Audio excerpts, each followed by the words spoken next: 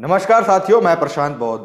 और साथियों, आज हम बात करने वाले हैं विवेक बिंद्रा के बारे में, क्योंकि विवेक बिंद्रा की लाइफ इस समय ऐसी हो चुकी है कि विवेक बिंद्रा का मोए मोए हो चुका है। यंग लोग समझ सकते हैं। हालत ये हो रखी है कि तीनों चारों तरफ से घिराव हो रहा है। जो कुकर्म इन्होंने अपने जीवन में किए थे, उनका भांडा आज एक साथ फूट रहा है। अब देखना यह है कि जैसे ये और लोगों को बाउंस बैक करते थे, अब ये किस तरह से अपना बाउंस बैक जो है करके सामने आएंगे। अब हुआ क्या है, सबसे पहले तो जो विवेक बिंद्रा हैं, इनका मैं परिचय थोड़ा सा बताना चाहूंगा कि ये एक धार्मिक व्यक्ति है, कट्टर सनातनी टाइप व्यक्ति हैं और धार्मिक शास्त्रों में जो बातें लिखी हुई हैं उनको मानने वाले व्यक्ति हैं। इन्होंने भगवत गीता का काफी टाइम जो है खूब प्रचार किया, अमोघ लीला प्रभु के साथ मिलकर और अलग तरीके से, अपने तरीके से भी। उसके बाद में ये महान इंसान, एक महान शख्सियत के बड़े भगत हैं, बड़े फैन हैं। और वो महान शख्सियत कोई और नहीं बल्कि बागेश्वर धाम के पीठाधीश्वर धीरेन्द्र शास्त्री के बड़े फैन हैं। और हो सकता है विवेक बिंद्रा जी को उनमें ज्यादा ज्ञान दिखता होगा, तभी उनके फैन हैं और तभी उनको जो है अपना गुरु माना हुआ है। उसके बाद में ये मोटिवेशनल स्पीकर हैं और जो है अपना कोर्स बेच करके आज इन पर एक आरोप और लग रहा है कि ये स्कैम कर रहे हैं। तो ये मोटिवेशनल स्पीच के नाम पे अब कोर्स बना करके जो बेच रहे थे, जिस तरीके से ये प्रोग्राम रन कर रहे थे, तो वो भी एक स्कैम कर रहे हैं इस देश के युवाओं के साथ में। जो युवा अभी अभी उभर के मैदान में आने के लिए, देखने के लिए आए हैं, उनको तुरंत जो है 50-60 हजार, 1 लाख 2 लाख का चूना उनको लगा रहे हैं, उनकी लाइफ स्पॉइल करने में लगे हुए हैं। फिर तीसरी चौथी चीज ये आती है कि अभी इनका जो है 8 दिन पहले शादी हुई थी, और मुझे तो शादी का खबर नहीं लगा यार, मैं तो अपडेटेड रहता हूं, पता नहीं क्यों। लेकिन खैर 8 दिन पहले शादी हुई और 8 दिन में पता नहीं ऐसी कौन सी मियां बीवी की इतनी गंभीर लड़ाई हो गई कि ये नौबत आ गई कि विवेक बिंद्रा ने अपनी बीवी के साथ में मारपीट करी और मारपीट करने के बाद में उन्हें घर से भगा दिया। सबसे पहले जो ये आप मेरे साइड में वीडियो देख रहे हैं, ये वीडियो उनके सोसाइटी का है, जो गार्ड वगैरह ने मेरे ख्याल से बनाया होगा कि विवेक बिंद्रा जो है अपनी वाइफ को बाहर भगाने की कोशिश कर रहे हैं और वाइफ जो है अंदर आना चाह रही है और वो प्लीज सॉरी सॉरी बोल रही है। ये सारी चीजें हो रही हैं। अब उसके बाद में ये जो वीडियो आप देख रहे हैं, ये वीडियो है इनकी वाइफ के हॉस्पिटल का। जब इनके वाइफ जो है हॉस्पिटल में एडमिट हैं, पुलिस कंप्लेन हुई है, अब पुलिस को जो है अपने निशान वगैरह सारी चीजें दिखा रही है। आप निशानों से देख सकते हैं कि किस तरह की जो मारपीट है, जो झड़प है, वो हुई होगी। और 8 दिन में पता नहीं ऐसी कितनी बड़ी बात, कितना बड़ा डिजास्टर आ गया कि इनको इस नौबत तक आना पड़ा। ठीक है, तो ये तो एक चल ही रहा था। अब एक चीज और, जो इनके पुराने बयान हैं रिजर्वेशन को लेकर के, आरक्षण को लेकर के, वो भी बड़े चर्चा में चल रहे हैं। तो चलो, मैंने सोचा कि एक बार हम भी एनालिसिस कर देते हैं, क्योंकि पहले भी मैंने इस पे वीडियो नहीं बनाया था कि यार छोड़ो यार, ये तो भौंक बोल रहा है तो बोलने दो। तो चलो अब हम इसकी बात सुनते हैं, फिर आगे की बात करेंगे। समाज सही तभी बनेगा जब आप काबिल को आगे बढ़ाओगे। समाज तब सही नहीं बनेगा जब सबको आगे बढ़ाओगे। काबिल को आगे बढ़ाओगे, वो सबको आगे बढ़ाएगा, वो अपने आप बाकियों को आगे बढ़ाएगा। हर एक को ब्राह्मण बनने की, ब्राह्मण का मतलब क्या हुआ? Intellectual class of society. ठीक है, आपका क्षत्रिय का मतलब हुआ एडमिनिस्ट्रेटिव क्लास ऑफ सोसाइटी। वैश्य का मतलब क्या हुआ? मर्केंटाइल क्लास ऑफ सोसाइटी, जो भोजन का काम कर रहा है। शूद्र का मतलब क्या हुआ? असिस्टिंग क्लास ऑफ सोसाइटी, जो असिस्ट करने में बहुत बढ़िया है। He can be -1 but he can not be number 1 and but he will do fantastic work. कुछ लोग असिस्ट करने में बहुत बढ़िया, उसको लीडर मत बनाओ भैया, दिक्कत करेगा वो आदमी, क्योंकि वो अपने आप डिसीजन नहीं लेता, लेकिन डिसीजन को एग्जीक्यूट बहुत अच्छे से करा सकता है। एक आदमी स्ट्रैटेजी का, एक एग्जीक्यूशन का है। एग्जीक्यूशन और स्ट्रैटेजी को आपस में इंटरचेंज करोगे तो पूरी सरकार का नाश हो जाएगा और पूरे देश का नाश हो जाएगा। वाह बिंद्रा जी, वाह, क्या बात है। समाज तब आगे बढ़ेगा जब आप अच्छे लोगों को आगे बढ़ाओगे, तब नहीं बढ़ेगा जब सबको एक साथ बढ़ाओगे। और दूसरा चीज, इन्होंने जो जातिवाद का वो किया है, क्लैरिफिकेशन दिया है, वो भी बहुत गजब दिया है। और इनका ये भी कहना है कि जो जात पात है वो हमारे भगवत गीता के हिसाब से, हमारे भगवान के हिसाब से तो बहुत अच्छी है और अच्छी थी। और जो आपकी सरकारें हैं, यानी कि जो इंडियन कॉन्स्टिट्यूशन है, उसने जिस हिसाब से कास्ट का जो किया है, उसको डिवाइड किया है, वो जन्म वाइज कर दिया, वो बड़ा गलत किया है। वो सुन लीजिए पहले आप वो बात भी। कृष्ण क्या कहते हैं? चातुर्वर्ण्य मया सृष्टम गुण कर्म विभागशः। सुनिएगा ध्यान से सिद्धांत जी। क्या कह रहे हैं? गुण कर्म विभागश, गुण और कर्म के आधार पर विभाजन किया कृष्ण ने, जन्म विभागश नहीं किया। आज के नेताओं ने जन्म विभागश कर दिया, वहां से दिक्कत है कि तुम जो है आज इसके ब्राह्मण के बेटे इसलिए ब्राह्मण और तुम शूद्र के बेटे इसलिए शूद्र। गलत है ये। कृष्ण ने बोला ऐसा नहीं बोला। उन्होंने कहा चातुर्वर्ण्यम मया सृष्टम, 4 वर्णों की मेरी सृष्टि। 4 कौन से? ब्राह्मण, क्षत्रिय, वैश्य, शूद्र, लेकिन गुण कर्म विभागश। ये कृष्ण की बात रिपीट कर रहा, मेरी नहीं है, आपकी नहीं है। हाँ जी, तो सुन लिया आप लोगों ने। विवेक बिंद्रा जी ने क्या कहा कि ब्राह्मण का मतलब क्या? Intellectual class of society. और उसके बाद में क्षत्रिय एडमिनिस्ट्रेशन में आ गए। ब्राह्मण का मतलब क्या हुआ? इंटेलेक्चुअल क्लास ऑफ सोसाइटी, ठीक है। आपका क्षत्रिय का मतलब हुआ एडमिनिस्ट्रेटिव क्लास ऑफ सोसाइटी। वैश्य का मतलब क्या हुआ? मर्केंटाइल क्लास ऑफ सोसाइटी, जो भोजन का काम कर रहा है। शूद्र का मतलब क्या हुआ? असिस्टिंग क्लास ऑफ सोसाइटी, जो असिस्ट करने में बहुत बढ़िया है। He can be -1 but he can not be number 1 and but he will do fantastic work. कुछ लोग असिस्ट करने में बहुत बढ़िया, उसको लीडर मत बनाओ भैया, दिक्कत करेगा वो आदमी, क्योंकि वो अपने आप डिसीजन नहीं लेता, लेकिन डिसीजन को एग्जीक्यूट बहुत अच्छे से करा सकता है। एक आदमी स्ट्रैटेजी का, एक एग्जीक्यूशन का है। एग्जीक्यूशन और स्ट्रैटेजी को आपस में इंटरचेंज करोगे तो पूरी सरकार का नाश हो जाएगा और पूरे देश का नाश हो जाएगा। इन्होंने जो जाति का वर्णन है वो आज के हिसाब से क्लासिफाई कर दिया। अब बात ये आती है बिंद्रा जी, जो आपके धर्म थे ना, जो आपका ये वर्ण व्यवस्था है और जो जाति व्यवस्था है, उसके हिसाब से यदि कोई व्यक्ति कितने भी अच्छे कर्म कर ले, वो व्यक्ति ब्राह्मण नहीं बन सकता। ठीक है। डॉक्टर अंबेडकर का एग्जाम्पल ले लो, कितने पढ़े लिखे, कितने महान, कितने डिग्री लेने वाले, कितना पूरे विश्व में नाम करने वाले। क्या आप लोग डॉक्टर अंबेडकर को एज अ ब्राह्मण जो है मान सकते हैं या उनको रेस्पेक्ट दे सकते हैं? अरे इनको ब्राह्मण मानना तो छोड़ दो भाई साहब। इस देश की जनरल कैटेगरी के लोग जो कि ब्राह्मण हैं, 14 अप्रैल को उनका बर्थडे तक भी सेलिब्रेट नहीं करते। मानने, रेस्पेक्ट करने की तो बात बहुत दूर की, वो उनको ब्राह्मण नहीं मानते। तो उसी तरीके से जब आपकी जो जाति व्यवस्था है उसके अंदर में कोई कितना कुछ भी कर ले, वो ब्राह्मण नहीं बन सकता।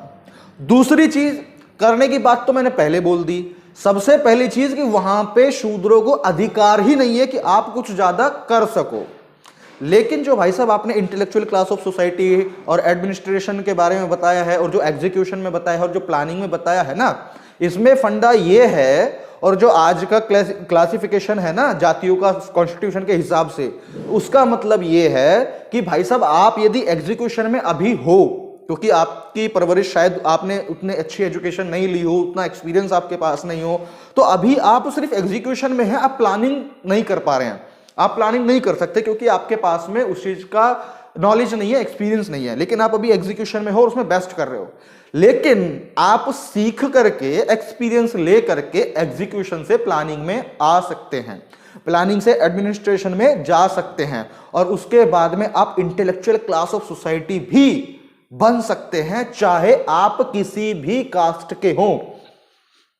जो आप कह रहे हो ना कि संविधान ने तो क्लासिफाई कर दिया कि जो जिस जात में पैदा होगा वो उसी जात का रहेगा। हाँ, जात का रहेगा, लेकिन वो इंसान अपनी काबिलियत अपने आप बना सकता है। उसको बनाने का अधिकार संविधान ने दिया है, आपकी वर्ण व्यवस्था में नहीं।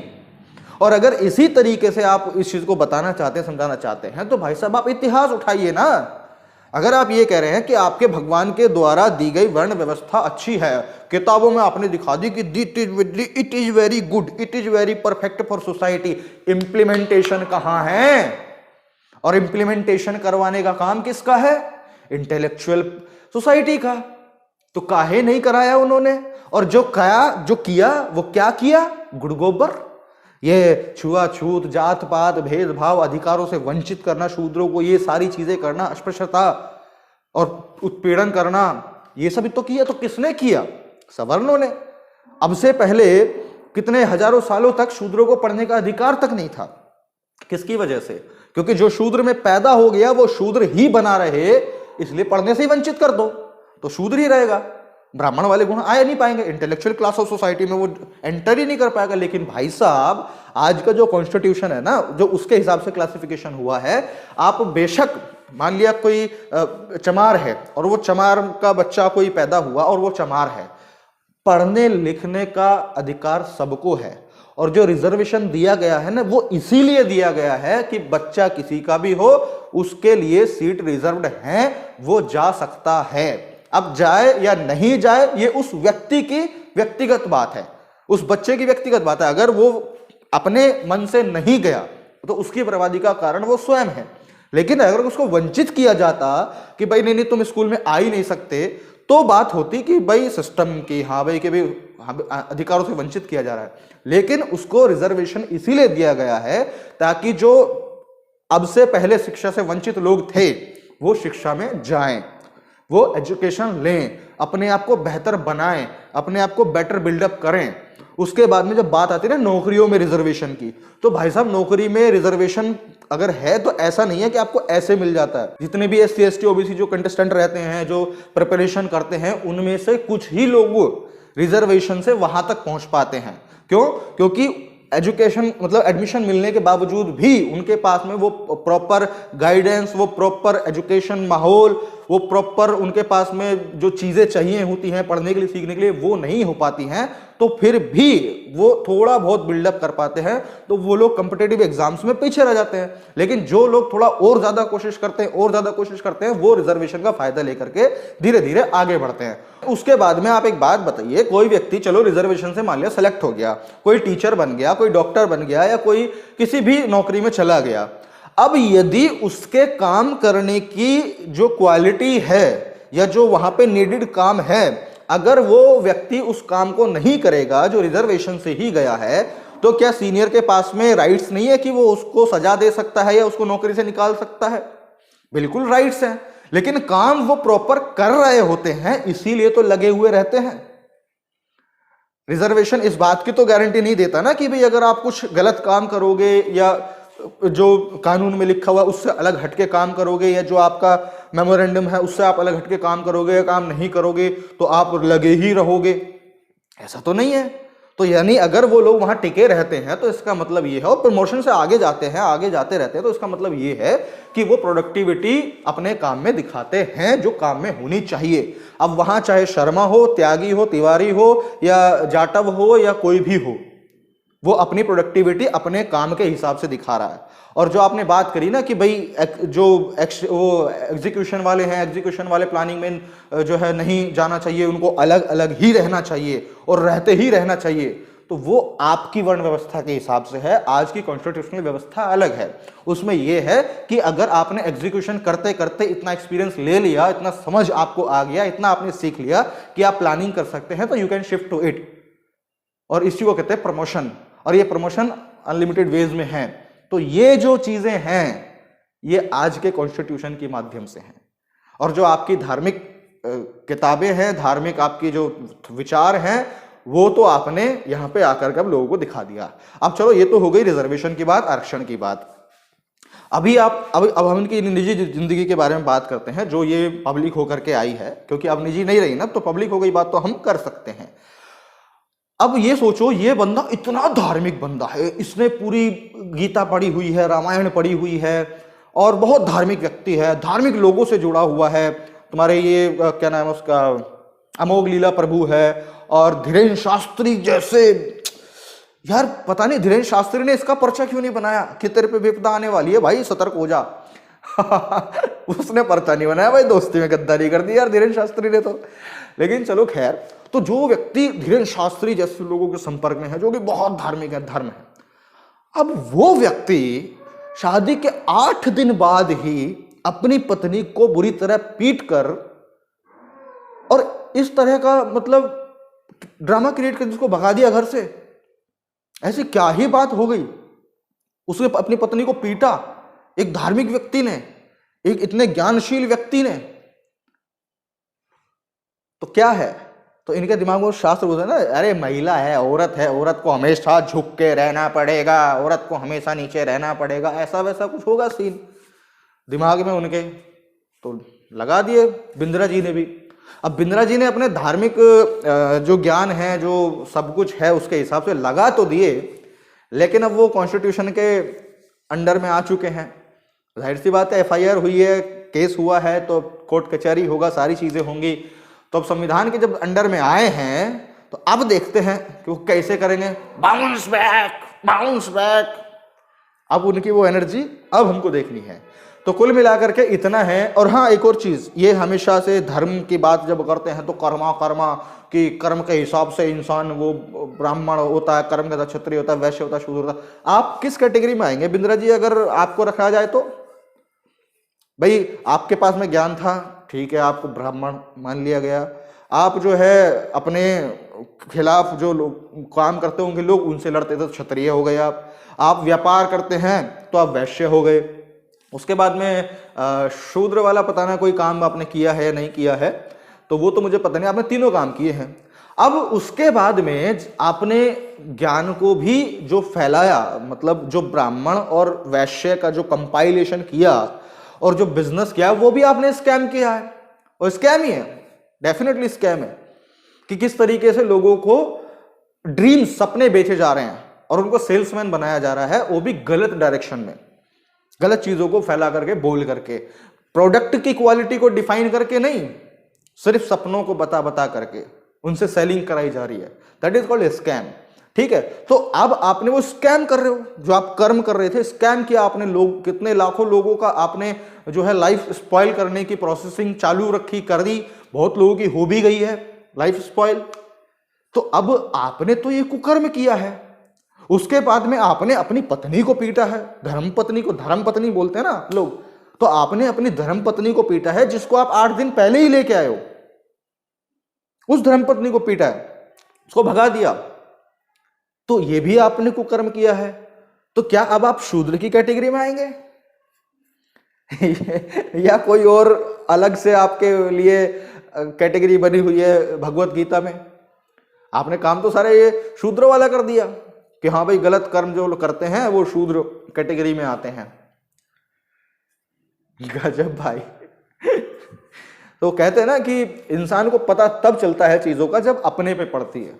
अब जो सारी चीजें हो रही हैं, जो सारी चीजें फैल रही हैं, किस तरीके से विवेक बिंद्रा ने जो है अपने, जो भी हो सकता है जो और कुकर्म किए होंगे, क्योंकि ये लोग कहते हैं ना धार्मिक लोग कि भाई कर्म का फल जो है आपको मिलता है। अब ये पता नहीं है इनके पुनर्जन्म का फल इनको मिल रहा है या इसी जन्म में इन्होंने कुछ और भी कर्मकांड किए हों जो पब्लिकली नहीं आ पाए सामने।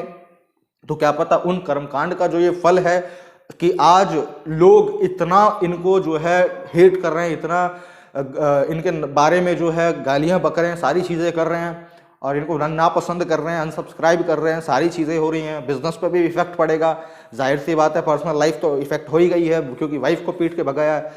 तो अ काइंड ऑफ कि लाइफ जो है वो डाउन उसमें जा रही है, डाउन जा रही है। चलिए लेट्स सी, हम और आप क्या ही कर सकते हैं, बस अवेयरनेस फैला सकते हैं। तो उसके लिए आप वीडियो को शेयर जरूर कीजिएगा और हम लोग क्या बोलते हैं ना, वेट एंड वॉच वाली सिचुएशन है कि देखते हैं कि किस तरीके से विवेक बिंद्रा जी जो आज तक लोगों को उनकी प्रॉब्लम्स के लिए, उनकी सारी चीज़ों के लिए बोलते हैं बाउंस बैक बाउंस बैक। गया था मैं इनका एक बार सेमिनार में, दिल्ली में ही हुआ था, तो जो बोल बाउंस बैक। तो अब देखना यह है कि अपनी लाइफ की इन सिचुएशन से जिस तरह की अनर्गल बातें इन्होंने बहुजन समाज के लोगों के बारे में बोली हैं, जाति व्यवस्था के बारे में बोली हैं और ये सारी चीज़ें करी हैं, इनसे कैसे ये उभर के निकल पाते हैं और कब तक स्टेबिलिटी जो है इनके लाइफ में वो दोबारा आती है। तो ठीक है साथियों, अगर आपको वीडियो अच्छी लगी है, समझ में आई है, तो इस वीडियो को शेयर कीजिएगा। मैं प्रशांत बहुत मिलता हूँ आपसे अगली वीडियो में, तब तक के लिए बहुत बहुत शुक्रिया, धन्यवाद।